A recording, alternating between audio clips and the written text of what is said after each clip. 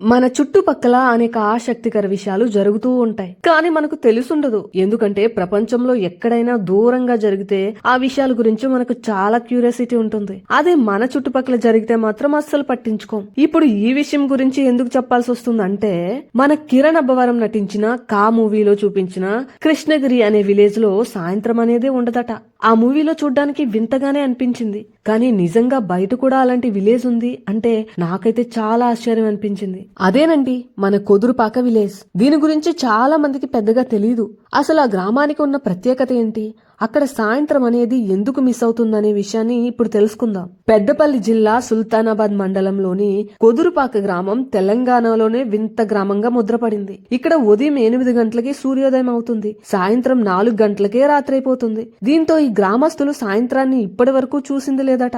దశాబ్దాలుగా ఈ గ్రామంలో ఇదే పరిస్థితి. కొత్త వారికి ఇది ఆశ్చర్యంగానే ఉన్నా కొదురుపాక గ్రామస్తులకు మాత్రం ఇది అలవాటైపోయింది. దీనంతటికీ కారణం అక్కడి భౌగోళిక పరిస్థితులేనట. పచ్చదనంతో అలరాగే ఈ గ్రామాన్ని 2-3 గంటలు ఆలస్యంగా తట్టిలేపే సూర్యుడు 2 గంటల ముందుగానే బై చెప్పి వెళ్లిపోతాడు.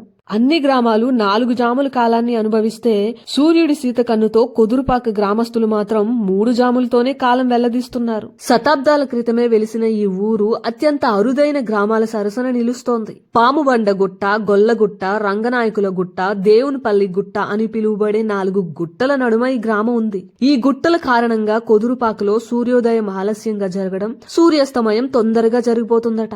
గుట్టల నీడతో గ్రామంలో చీకటి అలుముకున్నట్లుగా ఉంటుంది. కొదురుపాక గ్రామానికి కొత్తగా వచ్చేవారు తప్పకుండా ఆశ్చర్యానికి గురవుతుంటారు. సాయంత్రం వేళల్లో కొదురుపాకకు చేరుకునే వారిలో చాలా మంది గందరగోళానికి గురవుతుంటారని గ్రామస్తులు చెబుతున్నారు.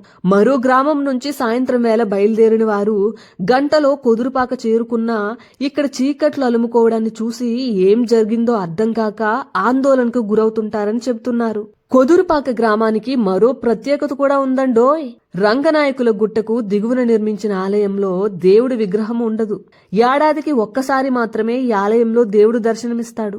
దసరా పండగ సందర్భంగా జరిగే వేడుకకు మాత్రం దేవునిపల్లి నుంచి నంబులాద్రి నరసింహస్వామిని ఇక్కడకు తీసుకొచ్చి ప్రత్యేక పూజలు నిర్వహిస్తుంటారు. గ్రామస్తులు రథయాత్రతో స్వామిని తీసుకొచ్చి ఈ ఆలయంలో ఒకరోజు ఉత్సవాలు జరిపి తరువాత తిరిగి దేవునిపల్లికి చేరవేస్తారు. విజయదశమి నాడు గ్రామస్తులు అంగరంగ వైభవంగా నంబులాద్రి స్వామికి పూజలు నిర్వహించి వేడుకలు జరపడం తరతరాలుగా వస్తున్న ఆనవాయితీ. మరి ఇదండి మన కొదురుపాక విలేజ్ సాయంత్రం లేని సీక్రెట్.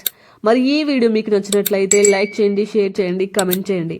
అలానే సబ్స్క్రైబ్ చేయడం మాత్రం మర్చిపోవద్దు.